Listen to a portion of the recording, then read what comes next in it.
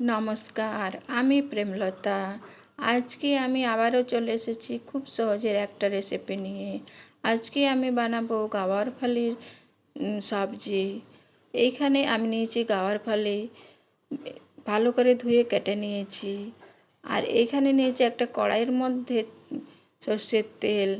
তেল ভালো করে গরম হয়ে গেছে। এখন তেলের মধ্যে ফোড়ন দেব জিরে, আধা চামচ জিরে, আর একটা পেঁয়াজ, আর একটা শুকনো লঙ্কা। ভালো করে আমি এটা লাল হওয়া পর্যন্ত ভেজে নেব। একটু নাড়াচাড়া করে আমি ভালো করে ভেজে নেব। তারপরে আমার কেটে রাখা গাওয়ার ফালিগুলো দিয়ে দেব। আপনাদের এইখানে কি বলেন আমাকে কমেন্টে অবশ্যই জানাবেন। আমরা তো ঝাড়খণ্ডে এইখানে বলি যে এটা কাঠি সিম। উড়িষ্যাতে আমি শুনেছিলাম এটা গোয়ার সেমি, কিন্তু হিন্দিতে বলে গাওয়ার ফালি, তাই আমি বলছি গাওয়ার ফালি। আর এইখানে আমি পরিমাণ মতো নুন দিলাম। একটু নাড়াচাড়া করে আবার গাওয়ার ফালিগুলো এইভাবে ঢেকে দিয়ে আমি সেদ্ধ করে নেব। আমি এখানে কিন্তু কোনো জল ব্যবহার করব না। যে সবজির থেকে জল বেরোবে সেটাতেই সিদ্ধ হয়ে যাবে। আমি ঢাকা দিয়ে 2-3 বার এইটা সিদ্ধ করে নেব।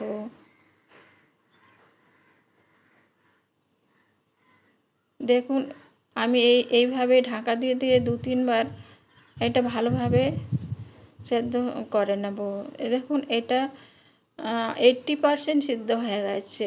এখন আমি একে একে করে মশলাগুলো দিয়ে দেব। এইখানে আমি দিলাম হলুদ গুঁড়ো 1/2 চামচ, আর 1 চামচ জিরে গুঁড়ো আর ধনে গুঁড়ো।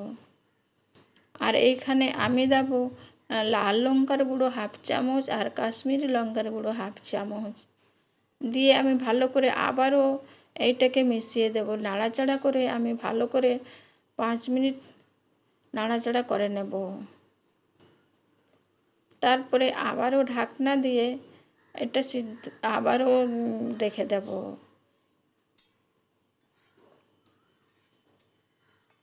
এটা কিন্তু গ্যাসের ফ্লেমটা কম করেই করতে হবে। গ্যাসের ফ্লেমটা বেশি করলে হবে না, কারণ এটা তো জল ব্যবহার আমি করছি না।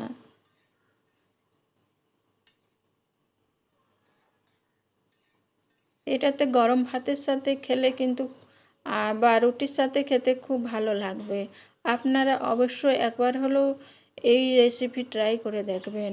এইভাবে বানালে কিন্তু খুবই ভালো লাগে খেতে। দেখুন, আমি আবারও এটা ঢাকনা দিয়ে দিয়েছিলাম, আবারও ঢাকনা তুলে নিয়েছি। দেখুন কত সুন্দর রেসিপিটা, কত সহজেই তৈরি হয়ে গেল।